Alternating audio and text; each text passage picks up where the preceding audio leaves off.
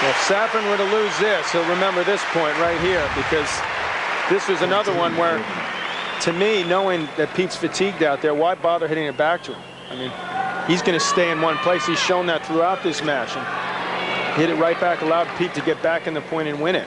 It's still down 15-40. So much for that there. God, this just isn't how Pete Sampras tends to look in a major final.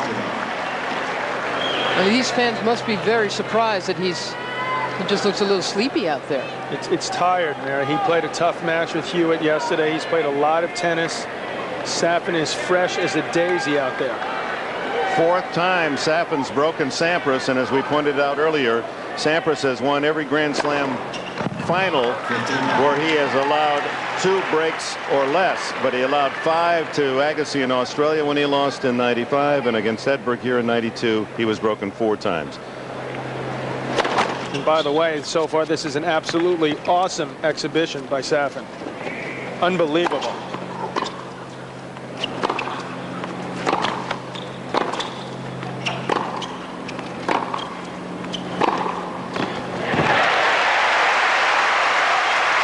Since we've seen that. That is Sampras's 26th winner against 24 for Safin. But Safin has committed in the entire match only 7 unforced errors. 7.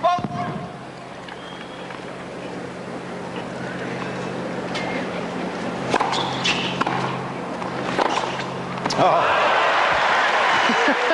This is a man, Marat Safin, who had to call the transportation desk here at the U.S. Open 3 times yesterday to get a car. They didn't know his name. They didn't know who he was.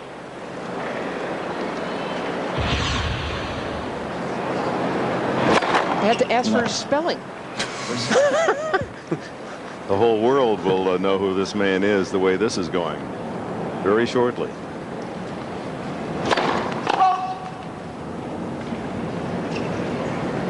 Nothing's happened to discourage him. Everything's all positive.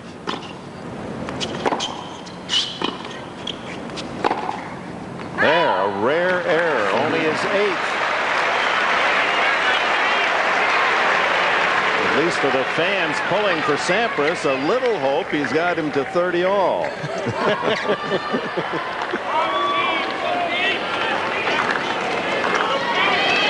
Only a point away from break point. That's how some are thinking. Yep. Oh, just did nick the top of the court. Sampras was ready to walk to the that long walk over to the other side when you've been aced.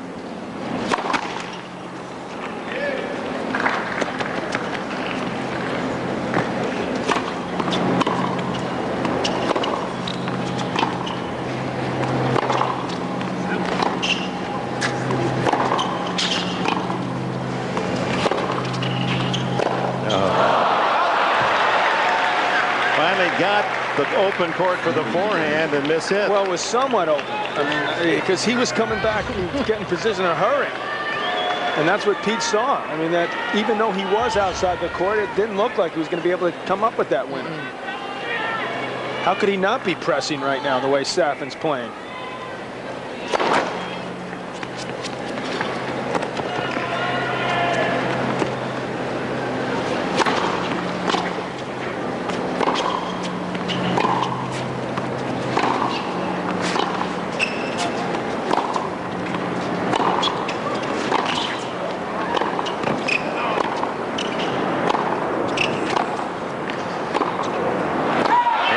Safin survives another rally, walks away with a win.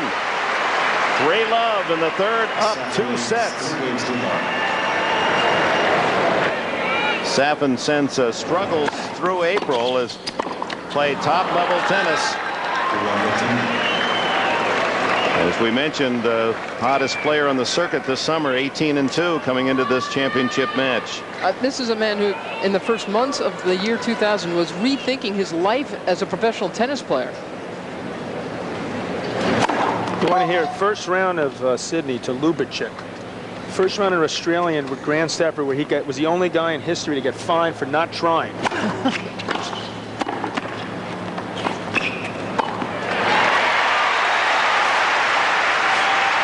Now, first round in Marseille, first round Rotterdam, first round London, a couple wins in Copenhagen, second round Indian Wells, first round Miami, first round Monte Carlo. Then he gets in touch with Andrei Chesnikov. Suddenly, Andrei, you know, says, you better take this a little more seriously. Wins Barcelona, wins Mallorca. The rest is history.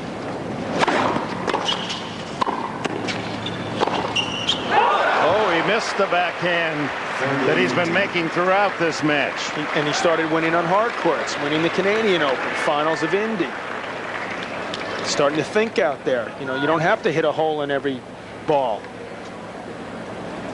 Chesnikov, by the way, was offered the job as coaching him, but has a couple kids and a family, didn't want to travel all the time, which is why Volkov is here at this tournament. But when I had lunch with Volkov and Safin, he wouldn't introduce him as the coach. He says, just good friend, only good friend. It's not what you call a ringing endorsement as a coach. Look at this. So after such a generous squandering of his talents, he's now just a couple of games away from winning his first major.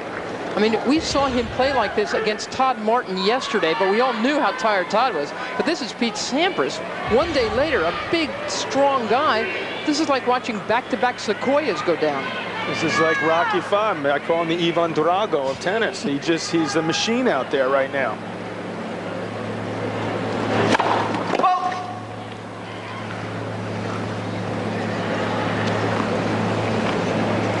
30 all, love 3, third set. And a double fall, way off the mark. The best part, though, is that he's a machine with personality. He's got a lot of personality, Safin. And he's got the match on his racket right now. If he wins this point, hard to imagine he could lose from that position. The big column was the first column. Safin has not even been close to a break point on his serve.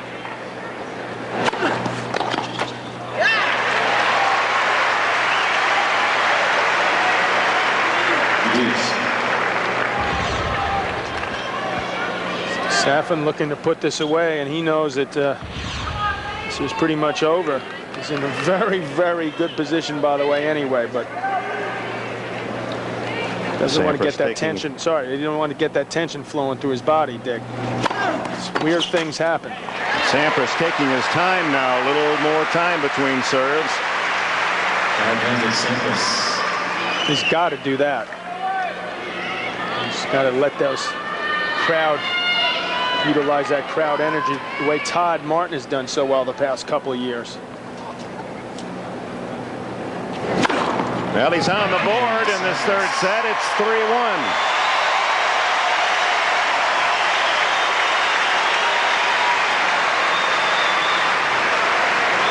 Safin leads 3-1. Safin has won 88% of his first serves and 59% second serves.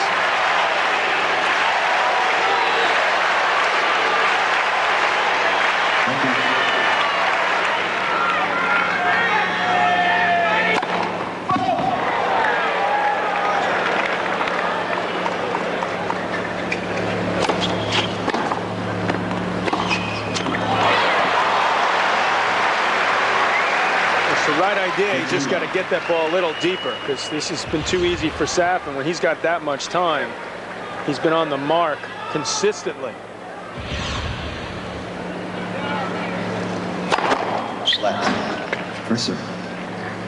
Safin has served 43 times over 120 miles.